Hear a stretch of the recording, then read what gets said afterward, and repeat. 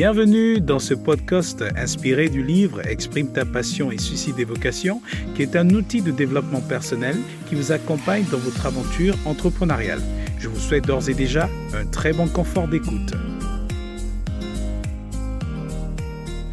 Alors, nous sommes dans l'épisode numéro 9 qui traite du sujet comment développer son intelligence, comment développer sa capacité à exploiter l'intelligence naturelle que Dieu nous a donnée.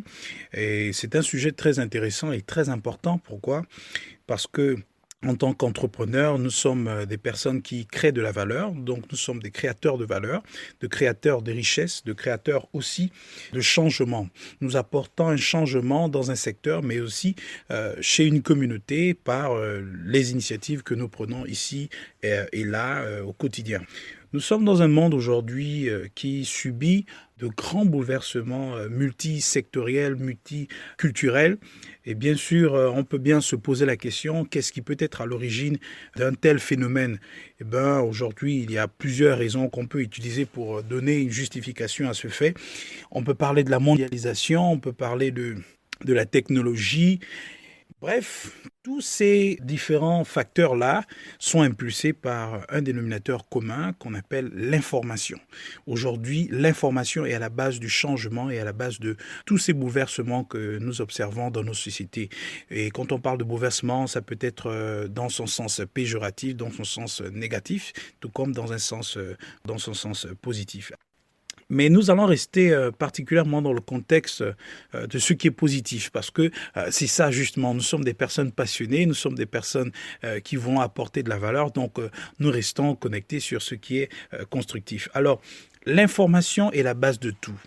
Et nous sommes des personnes qui disposons d'une intelligence que nous voulons valoriser pour nous créer des opportunités.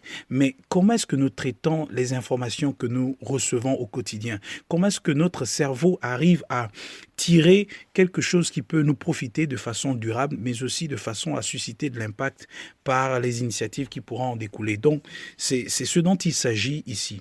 Alors, je vais vous recommander trois éléments, bien sûr, qui aujourd'hui font partie de ma culture entrepreneuriale, de mon arsenal entrepreneurial. Et il n'y a pas de raison que si ceci marche pour moi, que ça ne marche pas pour vous. Alors, la première chose, c'est la lecture. Vous allez me dire, c'est tout à fait naturel pour toi parce que tu es écrivain. Mais bien sûr que, en tant qu'écrivain, j'ai ce devoir-là de valoriser la culture de l'écriture, mais surtout la culture de la lecture. Pourquoi ? Parce que c'est en fonction de ce qu'on lit qu'on peut être amené à écrire, qu'on peut être amené à créer du contenu, à personnaliser des informations riches que nous recevons ici et là. Donc, la première chose pour une personne qui aspire à développer sa capacité à exploiter son intelligence de façon productive, de façon fructueuse, c'est la pratique de la lecture quotidienne.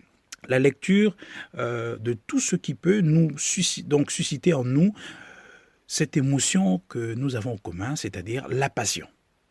Comment est-ce que les riches aujourd'hui font pour maintenir le cap, c'est-à-dire aller de façon grandissante dans l'enrichissement?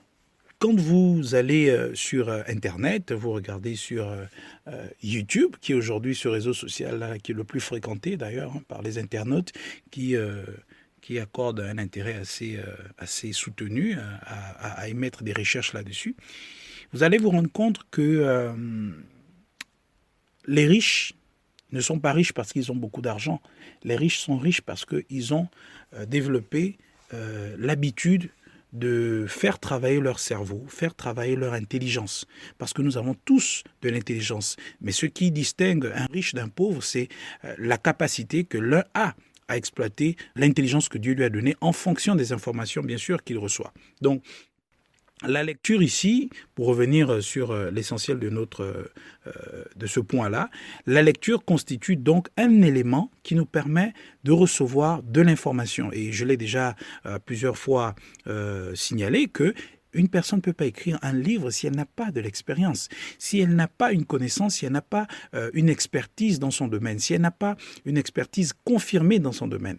Alors lire un livre, on va dire un livre de non-fiction, donc un livre à caractère pédagogique qui traite par exemple des questions de développement personnel, des questions d'entrepreneuriat, des questions de développement communautaire. Et pour rester dans notre contexte, à travers le livre Exprime ta passion, suscite des vocations, nous comprenons que celui qui aspire à cultiver sa passion, qui aspire à entreprendre, a la possibilité de tirer un bon nombre de connaissances, un bon nombre d'informations qui, bien sûr, ont le potentiel d'enrichir son intelligence, d'enrichir sa capacité de prise d'initiative. Donc, la lecture est cet outil-là, premier, fondamental, que nous devons avoir au quotidien.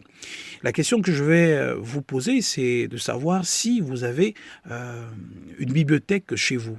C'est-à-dire, si vous disposez au moins d'un ensemble de livres que vous avez placés ou stockés quelque part, que vous exploitez, on va dire, pas peut-être de façon journalière, mais que vous lisez aussi souvent que possible pour, bien sûr, votre développement. Donc, c'est la première interrogation là que je mets sur la table pour que vous puissiez émettre une certaine réflexion là-dessus. Si jamais il s'avère que vous ne pratiquez pas justement la lecture. Parce que toutes les personnes qui veulent entreprendre, toutes les personnes qui veulent marquer de la différence dans leur vie, ce sont des personnes qui pensent à alimenter leur intelligence. Alors l'intelligence, c'est un peu comme un moteur, c'est un peu comme...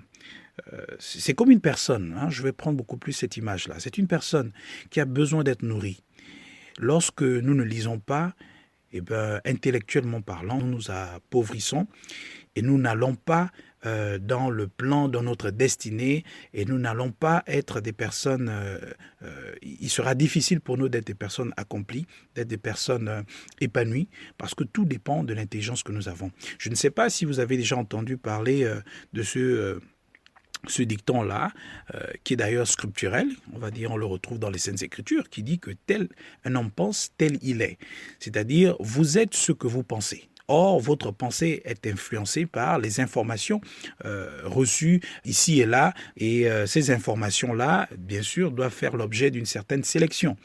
Et lorsque vous sélectionnez, vous êtes très sélectif sur les informations que vous recevez, sur la qualité des informations que vous recevez, ça vous permet de donner à votre intelligence la capacité de travailler, de se développer, et c'est de là que vous pouvez initier des actions, initier des activités qui vont vous propulser vers l'avant. Donc, la lecture est capitale. La lecture est fondamentale. C'est la base de tout. Nous avons besoin d'informations. Mon peuple périt parce qu'il manque de connaissances. Et la connaissance, vous avez aujourd'hui la possibilité de l'avoir au travers des supports écrits tels que des livres. La deuxième chose, c'est l'écoute. L'écoute, comme vous le faites très certainement aujourd'hui, nous avons la possibilité d'écouter des personnes expérimentées dans un domaine, soit par le canal de la vidéo ou de l'audio, tel que le podcast, comme vous le faites certainement aujourd'hui. Vous avez aussi la possibilité d'écouter au travers des conversations, et ceci devient finalement un facteur d'enrichissement du point de vue intellectuel. Au passage, j'aimerais prendre l'exemple du livre La culture entrepreneuriale selon l'approche CDC, qui a été écrit suite à une question qui m'avait été posée par un ancien condisciple d'université. Je me souviens, je lui partageais une expérience que j'avais acquise lors d'une prestation, et là, il était tellement émerveillé par la façon dont j'avais fourni cette prestation et surtout les étapes que j'avais suivies pour offrir un service de qualité à mon client, là, il m'avait posé la question de savoir si j'avais mis en écrit cette expérience-là. Et comme je m'étais promis de le faire et que je ne l'avais pas fait, ça avait créé une certaine culpabilité, laquelle m'a conduit à finalement prendre la résolution de mettre en écrit toutes les expériences que j'avais acquises justement dans le domaine de l'entrepreneuriat. Alors, c'est tout simplement pour mettre en exergue ici que le fait de discuter, d'échanger, de converser avec des personnes sur des sujets qui nous passionnent, constitue une opportunité d'acquisition de connaissances, d'acquisition d'idées, parce que l'idée est à la base de tout. Souvenez-vous, pour entreprendre, on a besoin d'une idée, et de cette idée, on part à un projet, et le projet qu'on formule, on arrive à la création d'une entreprise. Donc la base de tout, c'est l'information qui nous donne des idées. Alors, ceci était le deuxième point. Nous allons donc au dernier, qui est l'écriture. Alors, l'écriture, une fois de plus, en tant qu'écrivain, je suis bien placé pour vous encourager, pour vous inciter à la pratique de l'écriture. L'écriture a quelque chose de sacré. C'est que lorsqu'on écrit nos pensées, nos idées, on immortalise un pouvoir, on immortalise une énergie, on immortalise, si vous me permettez l'expression, une révolution. Parce qu'une idée, c'est une semence qui a le potentiel de créer quelque chose qui apporte du changement, quelque chose qui apporte une transformation. L'idée est à la base de tout.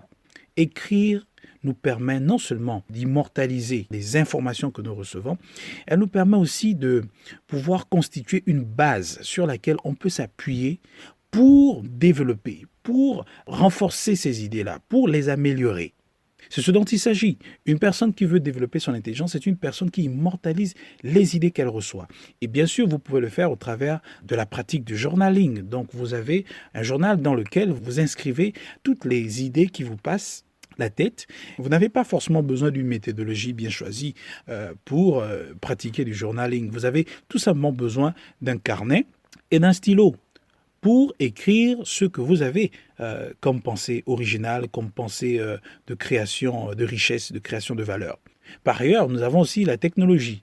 Nous pouvons utiliser nos smartphones, et d'ailleurs ceci est très, très habituel, de voir des personnes enregistrer leurs idées dans des smartphones. Vous pouvez le faire soit en saisissant le texte dans une application adaptée, ou vous pouvez aussi enregistrer comme nous le faisons. Et d'ailleurs, c'est ce qui constitue même la force du podcast, c'est que vous avez la possibilité d'immortaliser vos pensées en audio. Vous pouvez le faire en support écrit tout comme en support audio. Cela vous permet d'avoir une base de données sur laquelle vous appuyez pour faire grandir votre façon de voir l'entrepreneuriat, votre façon de voir le monde en général. Alors, lorsqu'on observe ces trois pratiques-là, je vous assure, ça vous garantit un développement intellectuel assez significatif qui va bien sûr susciter de l'intérêt, de l'admiration chez les personnes qui vous entourent. Ceci dit, nous sommes arrivés à la fin de ce numéro. J'espère vous avoir été utile et que cela a bien sûr contribué à asseoir un certain nombre d'interrogations que vous avez sur le sujet de comment faire pour développer son intelligence, sa capacité à réfléchir de façon productive, de façon transformationnelle. Nous donnons donc rendez-vous pour le prochain numéro et d'ici là, portez-vous bien et à bientôt.